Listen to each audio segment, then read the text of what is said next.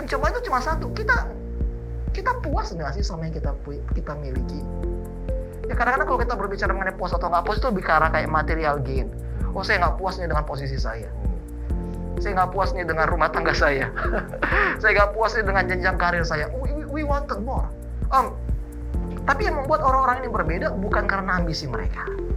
Tugas kita bukan untuk mengerti maksud Tuhan kok. Tugas kita tuh percaya, trust, and obey. Kita nggak mungkin bisa tahu membedakan yang asli dengan yang palsu kalau kita nggak tahu yang asli seperti apa.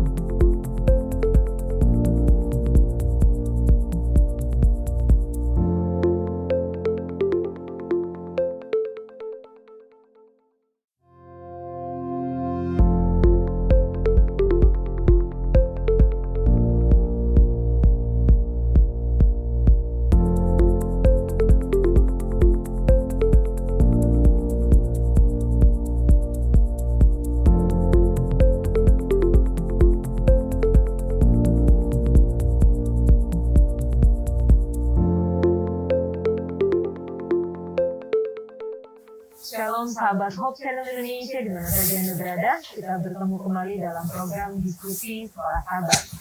Sepanjang triwulan pertama tahun 2022, kita membahas mengenai pekabaran kitab Ibrani pada hari-hari terakhir ini, dan kita sudah masuk di pelajaran ke-11 dengan judul Yesus, Penulis dan Penyempurna Iman Kita. Kalau biasanya saya selalu mempromosikan buku Sekolah Sahabat untuk dibagikan gratis kepada seluruh pemirsa. Namun saat ini stoknya sudah habis, pelajaran-pelajaran yang baru tetap akan kami promosikan buku Sekolah Sahabatnya dan pemirsa dapat meminta dan kami akan kirimkan dengan gratis supaya kita dapat belajar bersama. Di studio saya sudah ditemani dengan sahabat-sahabat yang akan menemani kita berdiskusi. Ada Pendeta Yohanes Sinangga, Shalom Pendeta. Shalom Kak Yola, Shalom untuk semua pemirsa. Ada DJ, Shalom. Shalom. Shalom semuanya biasa. Ada Bang Edmund Situmorang, Shalom Bang. Halo, shalom semuanya para pemirsa di rumah dimanapun berada. Dan juga ada Pendeta Christian, Shalom Pendeta. Shalom semua. Oke, kalau kita belajar pelajaran 11 ya, kita masih di kitab Ibrani, dan sesuai dengan pelajaran 11, ternyata kita membahas Ibrani 11 juga. Di mana ada list atau daftar nama pahlawan-pahlawan iman. Mungkin Ibrani 11 itu adalah pasal yang favorit ya bagi orang-orang yang membaca kitab Ibrani karena lebih mudah dicerna, ada nama-nama yang mereka kenal di sana. Kalau buat teman-teman di sini, siapa sih tokoh favorit Alkitab kalian? Kenapa? Nggak harus ada yang ada di Ibrani 11, tapi siapa dan kenapa? Oke, terima kasih Yola untuk kesempatannya. Kalau saya kebetulan memang ada tokohnya ada juga di Ibrani 11 yaitu Musa. Kenapa? Karena Musa ini orang yang sangat lemah lembut dibilang. Dan itu menurut saya sangat berlawan dengan karakter saya sehingga saya mengidolakan bagaimana cara supaya menjadi seperti Musa gitu. Tapi Yesus ternyata menjadi penyempurnanya. Tapi kalau ditanya di tokoh perjanjian lama, saya lebih Musa ya untuk kira-kira. Oke, thank you DJ. Bang Edmund? Saya banyak ya, cuma saya senang juga Musa, tapi saya senang juga Yusuf. Saya pikir Yusuf memiliki suatu pendirian yang sangat tinggi terhadap firman Tuhan ya, dan itu adalah sesuatu yang saya ingin menjadi seperti itu, walaupun masih sangat jauh saat ini. Tolong didoakan. Oke, thank you Bang. Kalau Pendeta Christian gimana? Kalau saya tokoh idola dalam Alkitab Yesus juga, karena kalau mau diurutkan ada 3 sebenarnya, dari Yesus, kemudian Ayub. Namun yang saya ingin sampaikan di sini yaitu Yusuf. Kenapa saya pilih Yusuf? Karena dia mencangkup contoh keseluruhan dari anak-anak. Waktu dia remaja itu, walaupun dia dibuang, dia tetap istilahnya kalem, tetap ikuti saja. Kenapa dia dibuang, dia tidak Walaupun dia mengeluh tapi ya sudah begitu. Jadi itu sampai dia dewasa begitu juga dia. Dia tetap pada prinsipnya bahwa Allah akan menyertai dia walaupun kemanapun dia pergi. Jadi saya suka. Amin, amin. Beneran. Oh, kalau saya pribadi saya suka Yakub. Yakub. Iya. Oke. Saking nggak jelasnya hidupnya itu cuma waktu dia meninggal aja. Banyak kesalahan, banyak kegagalan, tapi kita lihat bagaimana karunia Tuhan itu tetap menuntun dia. Dan dia nggak pernah berhenti untuk bergumul. Itulah makanya nanti nama Yakub diubah menjadi Israel, nama yang menjadi identitas dari umat-umat yang mengikuti dia. Bergumul dengan Allah. Begitu. 7 kali jatuh. 8 kali Bang. Iya. Oke. Thank you semua teman-teman untuk sharingnya. Jangan kemana-mana karena kita akan kembali lagi setelah yang satu ini.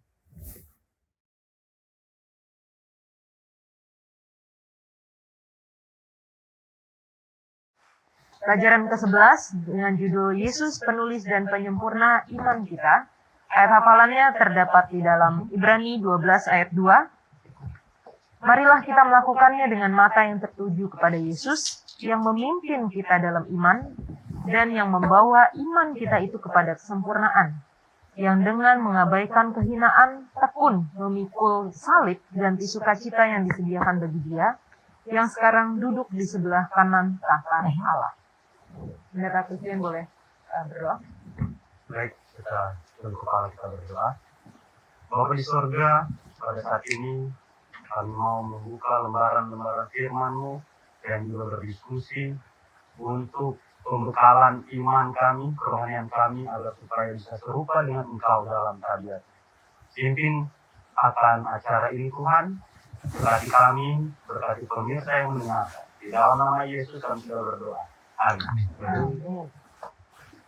Ini salah satu ayat favorit saya dalam Alkitab. Marilah kita melakukannya dengan mata yang tertuju pada Yesus. Karena terkadang kalau kita melihat kanan kiri, kita melihat orang, bahkan kalau kita melihat tokoh Alkitab pun ada gagalnya, ada yang kita bingung kenapa begini, kenapa begitu. Tapi ketika kita melakukan dengan mata yang tertuju pada Yesus, itu seems itu udah right thing to do gitu. Nah, kalau menurut teman-teman di sini apa sih pelajaran kita sepanjang pekan ini tentang apa gitu? Kalau tadi kita sudah bahas sedikit ada pahlawan iman tentang itu, atau mungkin ada yang lain. Apa sih kenapa Yesus penulis dan penyempurna iman kita? Pendeta Christian mungkin mau. Jadi yang saya bisa dapatkan dalam pelajaran pekan ini adalah bagaimana kita lebih mengenal Yesus dan hanya Dialah yang dapat menyempurnakan iman kita.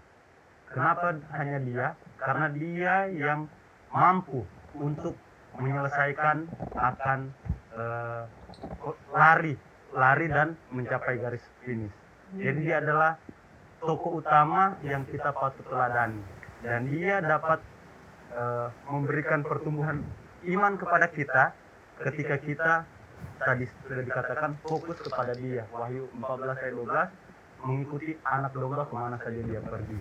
Jadi kita berikan semua hati, pikiran, jiwa, tenaga kita kepadanya, maka timbal baliknya Dia akan memberkati kita dan akan memampukan kita untuk melewati akan segala pergumulan yang kita hadapi.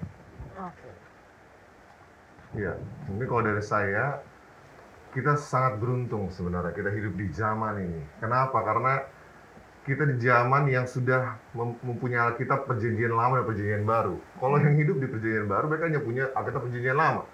Dan Yesus itu kan hidup di perjanjian baru. Dan makanya tulis ini penulis dan penyempurna iman kita. Mempunyai iman saja tidak cukup. Itu harus disempurnakan. Bagaimana caranya? Mengikuti teladan Yesus setiap hari, hari demi hari. Dan kita beruntung karena kita mempunyai teladan yang sempurna. Tadi Yola sudah sampaikan bahwa kalau kita melihat orang, kita jadinya nggak sempurna. Bahkan ada ilustrasinya ya, kalau kita fokus ke dalam di gereja itu, contohnya kita masuk gereja pada Tuhan, semuanya kan seperti lagu. Turn your eyes upon Jesus. Semuanya akan menjadi apa? Gelap. Semuanya jadi tidak penting. Karena kita fokus kepada Yesus sebagai penyempurna iman kita. Dan sekolah sahabat kita minggu ini menurut saya mirip sekali dengan lagu tema sekolah sahabat kita beberapa tahun lalu. Temukan kita setia. Karena itu dari orang-orang yang mempunyai iman ini di perjanjian lama ya, bahkan sampai perjanjian baru, kita pun harus meneruskan. Gitu. Ya, ini kata-katanya di bahasa Indonesia, Yesus penulis dan penyempurna iman kita. Tapi kalau dalam bahasa Inggrisnya, Jesus is the author, ya kan, and perfecter. Kata author artinya itu lebih menuju kepada yang memulai, yang memberikan, gitu loh, memberikan sesuatu karya yang baru. Nah, mungkin banyak dari kita yang berpikir bahwa saya harus dapatkan iman, saya harus bikin iman, saya harus kerjakan iman. Padahal yang memberikan iman itu pertama adalah Yesus. Jadi yang perlu kita lakukan adalah meminta sebetulnya, sehingga Tuhan memberikan. Dan bukan hanya itu, Dia juga yang menyempurnakan. Jadi kalau kita dalam Matius 5 ayat 48, jadilah engkau sempurna seperti Bapamu yang di surga sempurna. Itu bukan kesempurnaan saya. Bukan karena saya hebat, pelihara hukum, 10 hukum, ingat hari Sabat, jangan membunuh. Bukan karena saya jago melakukan itu, tapi karena Yesus yang menyempurnakan kita. Ya, kalau kita lihat dari perjanjian lama dan juga perjanjian baru, kita memang akui bahwa Yesus itu ada di dalam kedua perjanjian ini. Tapi kita saksikan, seperti tadi bilang oleh Bang Bijay ya, iman yang ada di perjanjian lama itu sepertinya kurang lengkap. Ya, ada satu longing yang mereka nggak dapatkan. Contohnya, kita ada dikasih tahu nggak alasan Ayub tahu nggak kenapa dia menderita? Nggak dikasih tahu. Ada nggak? Ada nggak Tuhan kasih tahu, kamu menderita karena kami sedang bertaruh soal lu? Kan nggak ada kan, justru ketika Tuhan datang itu dia ngamuk loh. Betul. Bayangin, kalau misalnya Bang Edmond nih, gimana rasanya kalau jadi Ayub gitu, udah kehilangan segalanya, begitu Tuhan muncul justru kita yang dimarah-marahi deh. Karena itu nggak make sense banget kan. Jadi Ayub itu, kitab Ayub tidak pernah menjelaskan kepada kita kenapa manusia menderita. Ya, Ayub juga berkata, apakah kamu mempunyai mata seperti saya? Apakah kamu mempunyai badan seperti saya? Pernah nggak kamu menguburkan orang yang kamu kasihi? Dan memang satu orang teologi yang kesukaan saya dia pernah berkata dalam artikel yang ditulis dalam buku dalam Time Magazine, bahwa perjanjian lama tidak pernah menjelaskan bahwa Yesus itu jawaban. Nggak pernah. Karena statement itu hanya kita bisa temukan ketika kita membuka perjanjian baru. Semua orang-orang percaya dalam kita perjanjian lama hidup di dalam bayang-bayang bahwa mereka tidak memiliki jawaban dari semua pertanyaan-pertanyaan mereka. Itulah makanya penulis, author and perfecter. Penulis dan apa bahasa Indonesia itu? Perfecter, penyempurna. Jadi kedua perjanjian ini menawarkan pandangan yang lengkap mengenai siapa Yesus dan apa artinya untuk hidup di dalam iman. Begitu. Oke, ini diskusinya seru kayaknya kali ini. Tapi jangan kemana-mana karena kita akan kembali setelah topik.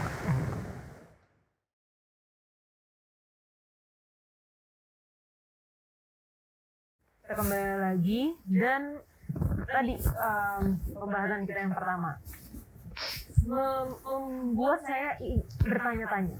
Kalau misalnya kita memiliki Yesus sebagai author yang memulai dan perfecter yang menyempurnakan, yang menyelesaikan lah ya istilahnya.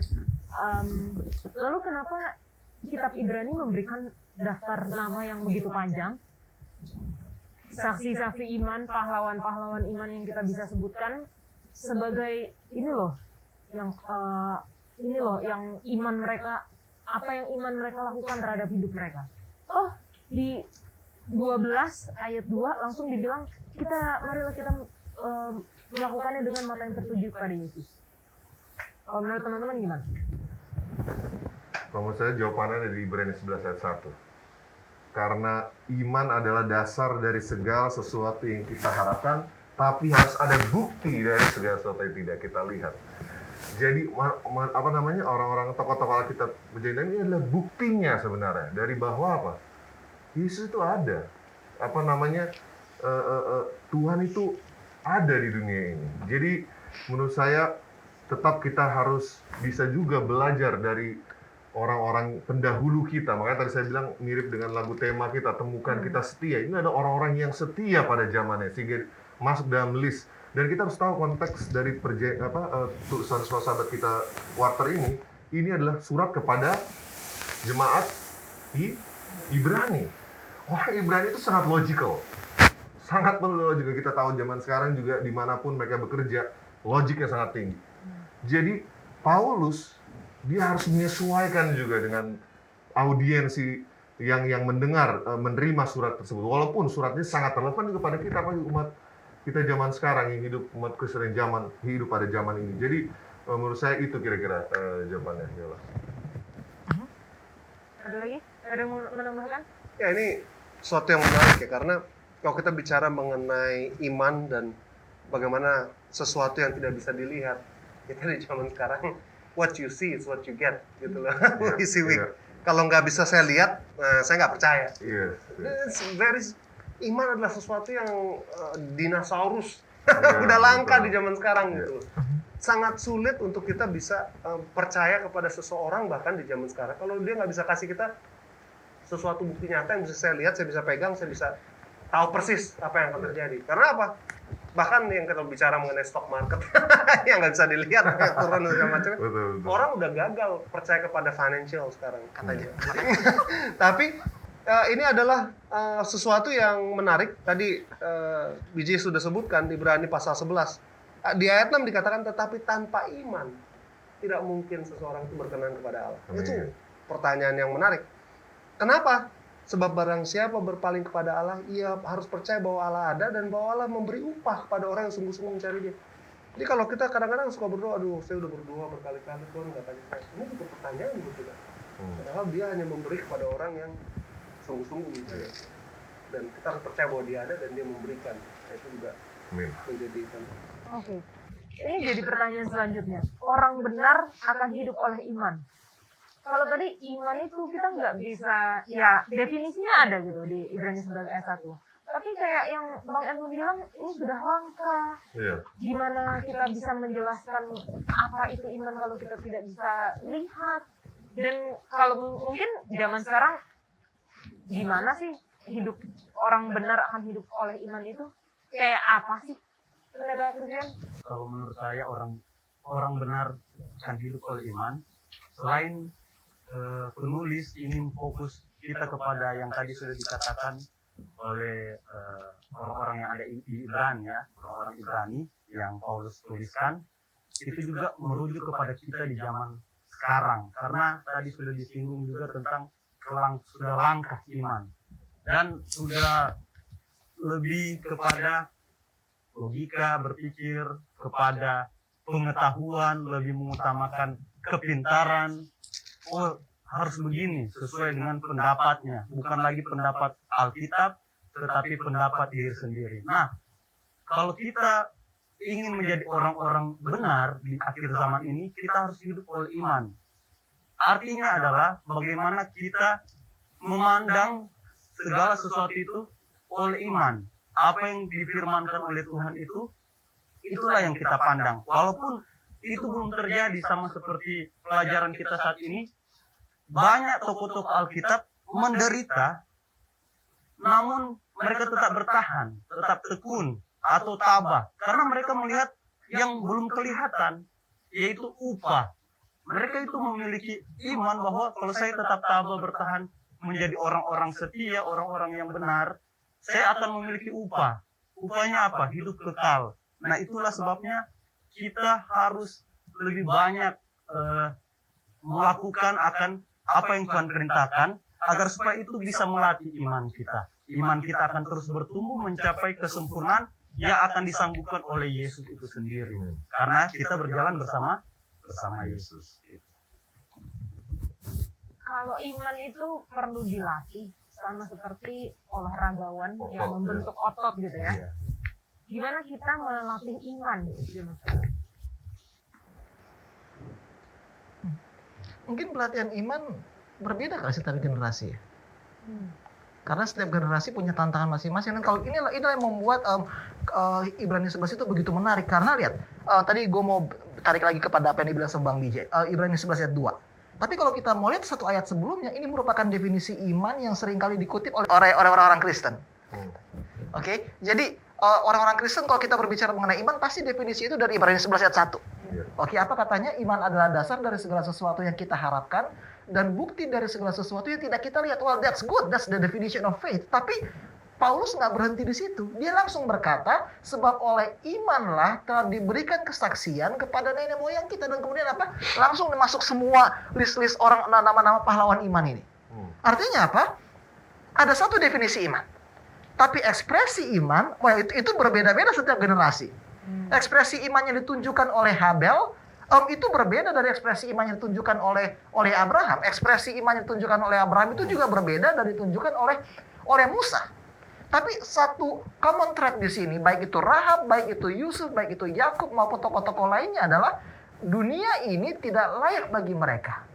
Mereka mengembara di padang gurun dan di pegunungan, dalam gua-gua dan celah-celah gunung. Dan mereka semua tidak memperoleh apa yang dijanjikan itu, sekalipun iman mereka telah memberikan kepada mereka suatu kesaksian yang baik. Artinya ada interconnectivity dari satu generasi ke generasi selanjutnya. Dan apa interconnectivity itu? Yaitu kepercayaan bahwa the world is not enough. Itu judulnya James Bond kan? Pasti juga kan? Dunia itu nggak cukup. Nah, permasalahannya adalah terlalu banyak anak-anak muda, kayak tadi bilang sama Bang Edmund ya. Iman itu sekarang langka. Dan ini bukan pernyataan Bang Edmund doang. Yesus juga berkata kok, jika anak Tuhan kembali nantinya, apakah akan ditemukan iman di antara orang-orang percaya? Well, kenapa? Karena pencobaan itu cuma satu. Kita puas nggak sih sama yang kita miliki? Ya kadang-kadang kalau kita berbicara mengenai puas atau nggak puas itu lebih ke arah kayak material gain. Oh, saya nggak puas nih dengan posisi saya. Saya nggak puas nih dengan rumah tangga saya. Saya nggak puas nih dengan jenjang karir saya. We wanted more. Tapi yang membuat orang-orang ini berbeda bukan karena ambisi mereka. Bukan karena keinginan mereka. Tapi ada kerinduan untuk sesuatu yang lebih baik. Sama seperti yang dikatakan oleh Pastor Christian. Nah, tapi apa sesuatu yang lebih baik itu? Jadi mereka semua itu menunjuk kepada sesuatu. Dan sesuatu ini yang disebut sebagai the author and the perfecter of faith. Semua dari mereka nggak pernah ada pandangan yang jelas mengenai siapa Yesus. Semua dari mereka. Habel nggak tahu bahwa dia nggak punya pandangan yang jelas seperti kita bahwa anak domba itu merupakan sosok juru selamat yang akan mati di kayu salib. Ya, dia mungkin ngerti, tapi dia nggak punya pandangan yang jelas seperti kita. But then they did it anyway. They died for their faith. Kenapa? Karena mereka percaya bahwa dunia ini tidak cukup baik untuk mereka. Pak Pendeta bilang, Pak Pendeta nggak saran nih supaya teman-teman nonton film James Bond ya, agak. Tetapi intinya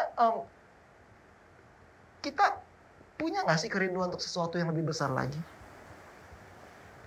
Begitu. C.S. Lewis terakhir berkata kalau misalnya fakta bahwa kita seringkali merindukan sesuatu yang lebih besar lagi membuktikan bahwa kita tidak diciptakan untuk dunia ini. We long for something greater. Kita diciptakan untuk sesuatu yang lebih besar lagi. Untuk kekekalan. Tapi kenapa kalau memang kita diciptakan untuk kekekalan, kenapa kita terlalu puas untuk bermain di lumpur? Kan itu pertanyaannya kan. Kayak anak-anak kecil dia puas main sama boneka-boneka yang jelek, padahal orang tuanya mau kasih boneka yang lebih gede. Masa lu nggak mau lepasin yang lebih jelek untuk sesuatu yang lebih gede? Amin. Begitu. Mungkin kalau mau menambahkan dari sisi praktikalnya ya, kalau tadi Pastor sudah dari sisi teologi bahwa iman itu tadi sudah diibaratkan seperti olahraga ya. Kebetulan saya juga suka olahraga, suka jogging ya. Dan jogging itu kalau kita ikut contohnya ada maraton kecil-kecil, bukan yang maraton 42 km, tapi yang short run seperti 5 km, 10 km, 15, 21. Itu sebelum itu namanya ujian besar. Sebelum pada ujian besar, kita harus siapkan kaki kita, jantung kita untuk lari-lari kecil dulu, mulai dari 100 meter kalau nggak kuat 500 meter. Yang itulah yang kita hadapi setiap hari sebelum persiapan. Begitu juga dengan iman. Kita nggak bisa langsung ready dengan suatu tes yang besar, Tuhan berikan. Kalau nggak kita dengan hal-hal kecil yang kita latih. Bangun pagi, saya telat. Saya diuji imannya, saya mau baca renungan pagi cepet-cepet, karena saya telat meeting, takut sama dunia ini. Atau saya mau tetap baca dengan seperti biasa, mengerti, dan leave it the rest to God. Understand bahwa semua kesalahan ada konsekuensi, tapi kita jangan memotong, aduh, saya lebih takut dengan pekerjaan saya nanti hilang. Dari kecil seperti itu, di jalan, Apakah kita mau marah-marah kalau orang melewati atau kita mau baik, melihat strangers, nanti akan ada bahasannya di sahabat-sahabat berikutnya. Jadi disitulah mulai dari hal-hal kecil kita dilatih, karena orang-orang benar ini, kalau tadi Yusuf, tadi juga ada, Yusuf, juga ada, dua Yusuf tadi ya, yang tokoh kita Yusuf, itu kan mereka juga dari hal-hal yang kecil juga mereka dites gitu ya, sebelum mereka siap dengan hal-hal yang besar. Itulah mungkin kalau saya mau menambahkan sedikit mengenai pelatihan iman. Dan ini juga sebetulnya di Ibrani 11 dijelaskan steps apa sih, bagaimana contoh-contoh iman yang benar itu seperti apa ya. Ibrani 11 ayat 4, karena iman Habel mempersembahkan kepada Allah sesuai apa yang Allah minta. Jadi kadang-kadang kita suka mempersembahkan apa yang Tuhan nggak minta. Di sini juga, lalu di sini karena iman Nuh dengan petunjuk Allah. Apa kita mencari petunjuk Allah? Ini orang-orang yang beriman ini kadang-kadang nggak mencari petunjuk Allah. Oh ya, saya percaya Tuhan akan kasih. Tapi dia nggak cari dalam Alkitab. Ini juga pertanyaan bagi kita orang-orang zaman sekarang. Ayat 8, karena iman Abraham taat. Apa kita taat? Di zaman sekarang susah sekali taat. Hukum aja kita kalau bisa lampu merah terobos, ya kan? Karena iman Sarah beroleh kekuatan. Apa kita beroleh kekuatan pada saat kita percaya kepada Tuhan yang kita sembah? Karena iman mereka ini semua ini ayat 7. Karena iman maka Abraham tatkala dia cobai mempersembahkan Ishak. Dia berikan yang terbaik, satu-satunya yang dia miliki. Apakah kita lakukan itu? Karena iman. Ini semua disebutkan sampai ayat yang ke-38. Tadi pendeta katakan dunia ini tidak layak bagi mereka. Mereka pengembara. Apakah kita mencari terus, ya saya terlebih ya, saya yang paling mencari harta dunia. Kalau di sini pendeta-pendeta semua, saya kayaknya jauh banget dari situ gitu. Tapi hati dunia enggak kan? Nah itu dia. Cuma disinilah kita melihat bahwa mereka semua tidak memperoleh apa yang dijanjikan. Di ayat 39. Sebab mereka tahu Tuhan akan menyediakan yang lebih baik. Apakah iman kita sejauh itu dalam praktikalitinya? Nah ini yang sulit untuk kita lakukan. Contohnya udah dikasih lengkap. Sekarang praktisnya lah. Hidupinnya gimana ini? Oke. Di sesi berikutnya kita akan membahas gimana cara bedain iman dan perasaan. Oh ini Tuhan yang ngomong sama saya. Oh ini saya harus lakukan ini karena saya yakin ini jalan Tuhan. Dan kemana-mana kita akan mulai lagi setelah yang satu ini.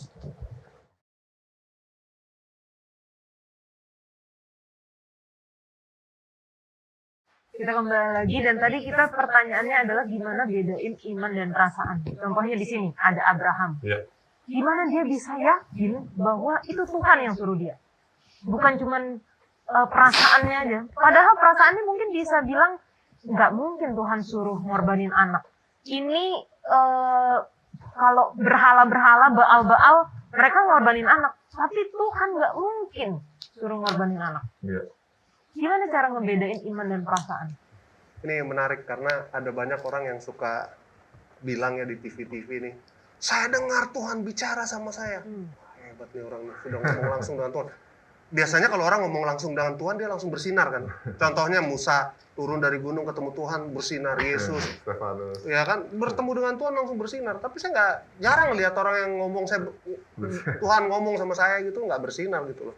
Nah, tapi saya pikir ini juga menjadi suatu hal yang penting bagi kita memperhatikannya. Anda tahu gimana domba itu bisa ngedengar suara gembalanya? Ya kan, padahal bisa di ujung-ujung mana gitu. Kalau gembala balik, makan, langsung bok. Mereka tahu suara gembalanya. Kenapa? Tiap hari mereka udah dengerin suara gembalanya. Kalau orang yang nggak pernah dengerin firman Tuhan, terus tiba-tiba dia bilang, oh saya kayaknya dengar suara Tuhan ngomong gini. Jangan-jangan tuh suara setan. Karena gembalamu bukan Tuhan, karena kamu nggak pernah dengar. Tuh hati-hati juga gitu loh. Di zaman sekarang kita sering dengar suara yang lain. Kita lebih banyak nonton TV dibanding nonton firman Tuhan. Terus kita bilang kalau saya dengar ada mimpi, oh saya mimpi begini-begini, itu dari Tuhan ya? Saya nggak yakin. Kenapa? Karena Tuhan tidak pernah memberikan kepada kita kalau kita nggak ada hubungan dekat dengan Dia, gimana Dia bisa berbicara? Bagaimana kita tahu itu Tuhan? Kalau suaranya nggak pernah jelas bagi kita.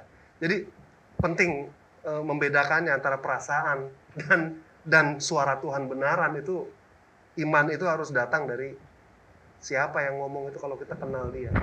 Itu kira-kira. Jadi kembali lagi ke relationship ya.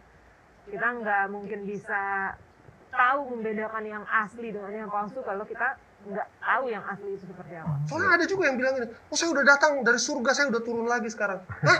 Ngapain pulang saya bilang? Saya tahu kayak itu cerita. Pernah baca Saya bilang juga. saya ngapain pulang gitu loh. Artinya saya kadang-kadang suka bingung gitu. Orang-orang punya gambaran-gambarannya dari mana gitu. Iya, iya. Nah, itu harus jelas dari firman, karena firman selalu menyatakan tidak pernah berbeda dengan apa yang ada di firman sebelum-sebelumnya. Amin. Jadi kalau ada yang menyampaikan firman yang aneh, Ya. harusnya umat-umat Tuhan di dunia ini mengerti, oh ternyata di firman lain nggak pernah nih yang diomongin sama pendeta ini atau sama pemimpin ini gitu. Ya kan? Dan khusus untuk iman Abraham di sini adalah yang sangat menarik bahwa dia itu tidak pernah melihat resurrection gitu atau kebangkitan sama seperti contohnya orang-orang yang hidup zaman Yesus. Mereka melihat Yesus membangkitkan Lazarus ataupun yang lainnya ataupun kita sekarang udah membaca. Tapi dia juga nggak buta, benar-benar mengikuti dengan buta. Dia melihat past events. Apa itu past events? Hal yang sudah terjadi di tahun-tahun sebelumnya, yaitu contohnya ketika dia seharusnya dibilang sudah mati pucuk ataupun mungkin sudah tidak subur, tapi Tuhan berikan dia anak. Konsep yang sama, Tuhanlah yang memberikan kehidupan itu. Dia pikir Tuhan juga akan melakukan itu kepada anaknya. Dan juga itu melihat bahwa bagaimana dia tidak mau mengkotak-kotakan Tuhan. Dia pikir out of the box ya. Dia tidak mau mengkotakkan, oh Tuhan kan harusnya hanya bisa melakukan A, B, C, D, E. Dia biarkan Tuhan bekerja melalui caranya sendiri. Tugasnya percaya kepada dia. Tugas kita bukan untuk mengerti maksud Tuhan kok. Tugas kita tuh percaya, trust, and obey. Oke, ini menjadi satu hal yang menarik ya, karena kalau di bagian Abraham kan tadi udah dibilang ekspresi iman itu berbeda-beda. Kalau di bagian Abraham dia percaya. Begitu di bagian Musa, karena iman dia melepaskan semuanya gitu. Ada yang karena iman mendapatkan semuanya, ada yang karena iman melepaskan semuanya. Ya, kalau kita mau bicara mengenai Musa, kalau kita mau jujur, anak-anak muda zaman sekarang kan sukanya kan cerita rags to riches, bener nggak gue? Apa itu, Pastor? Rags to riches itu kayak dari miskin jadi kaya. Oh, iya, Ada kan iya, kayak iya. buku-buku anak singkong, Happy terus jadi ending anggota gitu ya, DPR, iya, terus iya. yang bukan siapa-siapa anak tukang beca masuk Betul. Harvard, masuk Betul. Princeton segala macam itu kita suka banget. Tapi yang paling susah dalam kehidupan itu bukanlah dari miskin jadi kaya. Itu upward mobility itu mudah banget. Semua dari kita pengen upward mobility. Ya, dari kurus, dari gemuk jadi berbentuk. Ya, dari jelek jadi cakep, itu semuanya kan terkenal banget kan di Instagram segala macam semuanya. Ya masa ada yang mau dari cakep jadi jelek?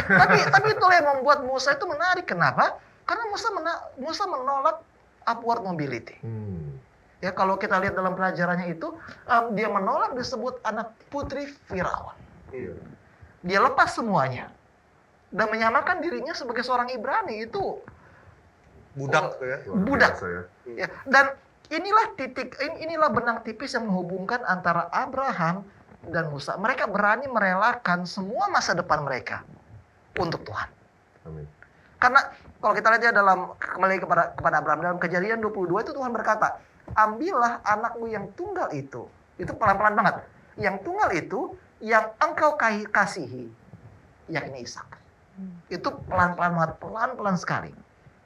Kenapa? Karena selama ini memang janji Tuhan itu ada di Ishak. Itulah penggenapan dari semuanya. Itulah posisi di mana Abraham itu punya segalanya. Tapi lihat, dia berani korbankan dunianya untuk mendapatkan sesuatu yang lebih besar. Memang benar sih dia percaya ada kebangkitannya. Tapi pada momen itu kan dia nggak punya, apa kayak tadi bilang sama Bang Bija, dia nggak punya keyakinan penuh. Sama seperti Musa. Waktu dia pergi ke Midian, apa yang dia pikir? Apakah dia pikir nanti dia bakal dipanggil lagi?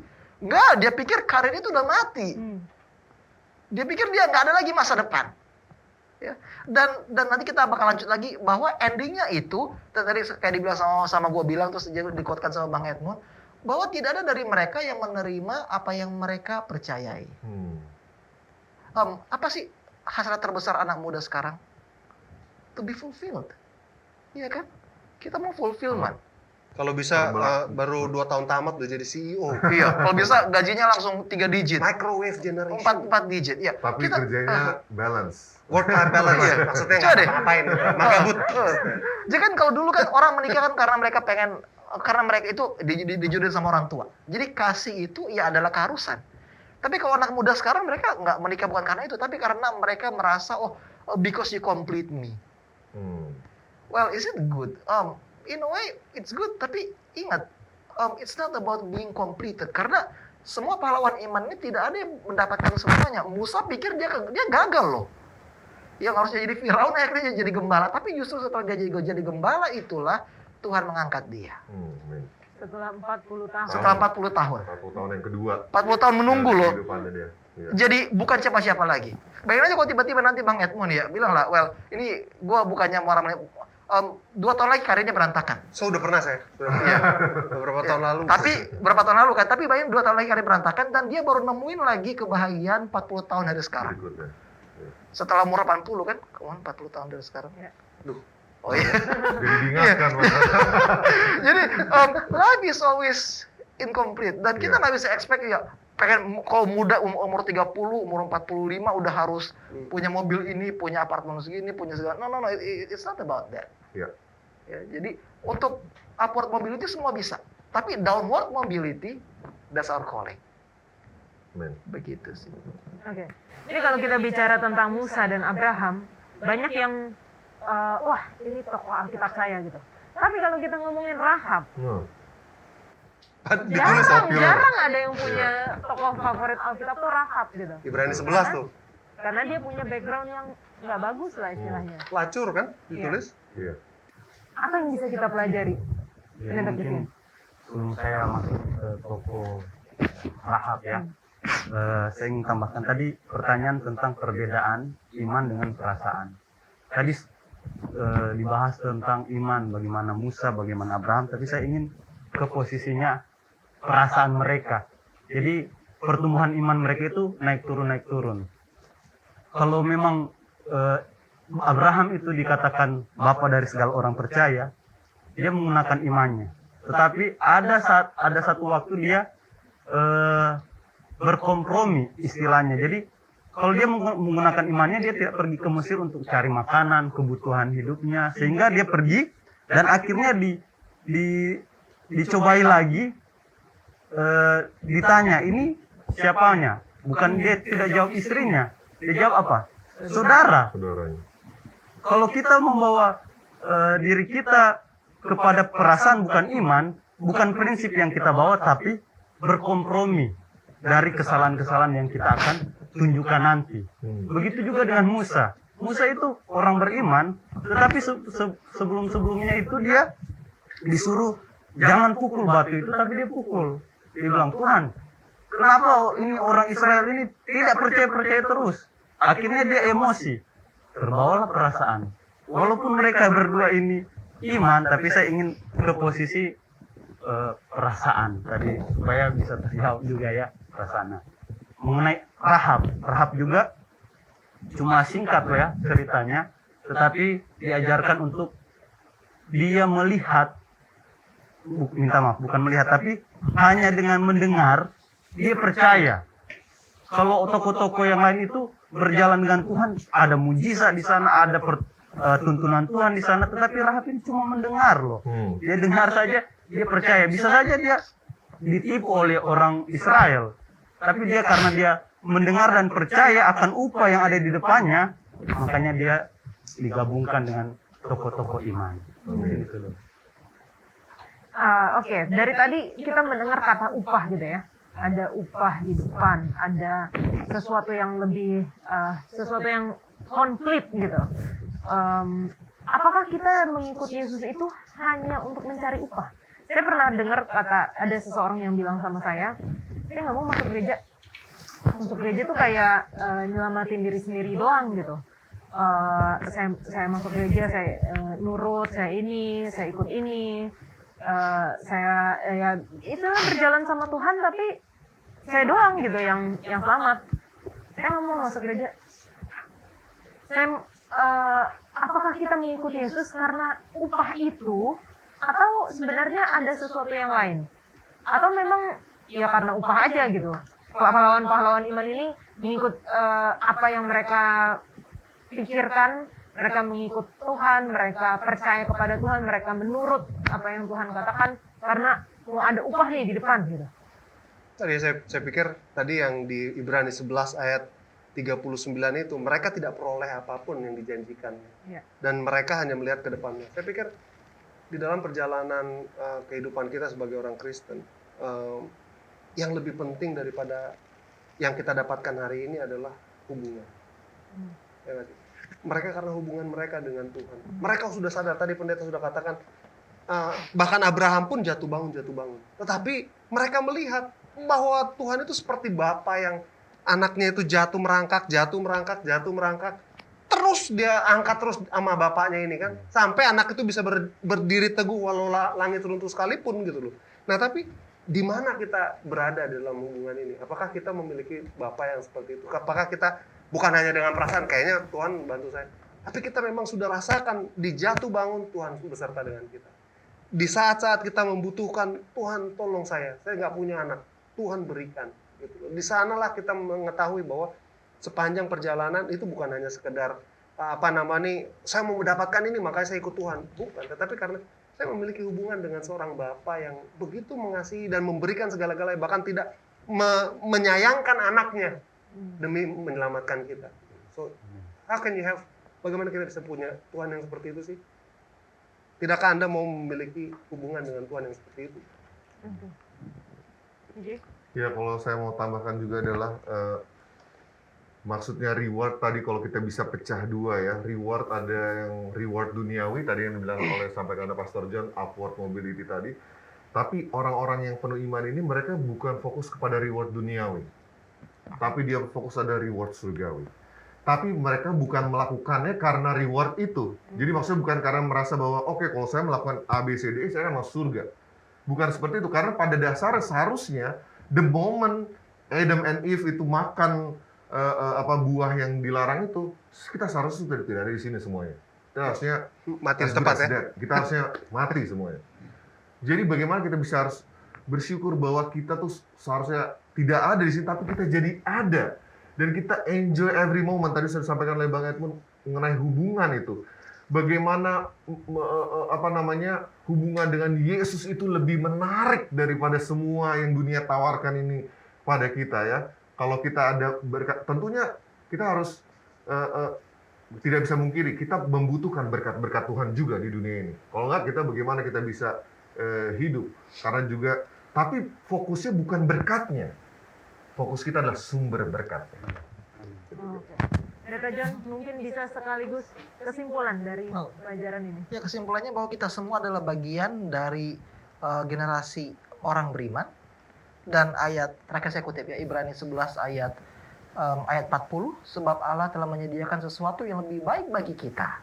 Dan ini menariknya, tanpa kita mereka tidak dapat sampai kepada kesempurnaan. Artinya tanpa Bang BJ, tanpa imannya Bang BJ, tanpa imannya Bang Edmond, tanpa imannya Pastor Christian dan juga Kak Yola, they will never be completed. So, our generation matters. Jadi biarpun tadi Bang Edmond bilang ya bahwa iman itu langka sekarang. Well, it is true. Oleh karena itu kita harus berjuang lebih kuat lagi, lebih keras lagi. Kenapa? Karena jika semua dari mereka telah overcome dan mengalahkan keduniawian dan ambisi mereka pribadi, kita juga bisa memiliki kekuatan yang sama. Itulah makanya dalam Ibrani 12 ayat 1, karena kita mempunyai begitu banyak saksi, bagaikan awan yang mengelilingi kita, marilah kita menanggalkan semua beban dan dosa yang begitu merintani kita dan berlomba dengan tekun dalam perlombaan yang diwajibkan bagi kita. Jadi semua dari nenek moyang kita ini, nenek moyang iman kita itu semuanya itu bagaikan spectators yang melihat kita. Kita mau maju atau mau mundur? Mau menyerah atau terus berjuang? Jadi pilihannya saudara, yang membuat mereka spesial ini bukan karena mereka lebih superior daripada kita, bukan. Tapi karena mereka terus memilih untuk hidup di negeri yang akan datang. Dan inilah yang koneksi kita untuk pelajaran selanjutnya. The Unshakable Kingdom. Kerajaan yang tidak tergoncangkan. Mereka punya pandangan ke situ dan mereka tetap pandangkan mata mereka kepada hal tersebut. Jadi ini mengingatkan saya kepada nenek moyang salah satu bapak pionir kita, Muhammad Hatta. Dia berkata, saya tidak akan menikah sampai Indonesia merdeka. Oh, itu dia bilang. Itu komitmen dia. Saya mau buru-buru. Oke. Kenapa? Karena dia percaya sama perjuangannya. Nah, kita punya kepercayaan yang sama nggak? Begitu. Kita punya fulfillment yang sama nggak? Ya. Oke, thank you Pastor John, DJ, Bang Edmund dan juga Pendeta Christian yang sudah berdiskusi bersama. Kita akan belajar kembali di pelajaran yang tadi sudah disebutkan oleh Pendeta John dan Tuhan memberkati.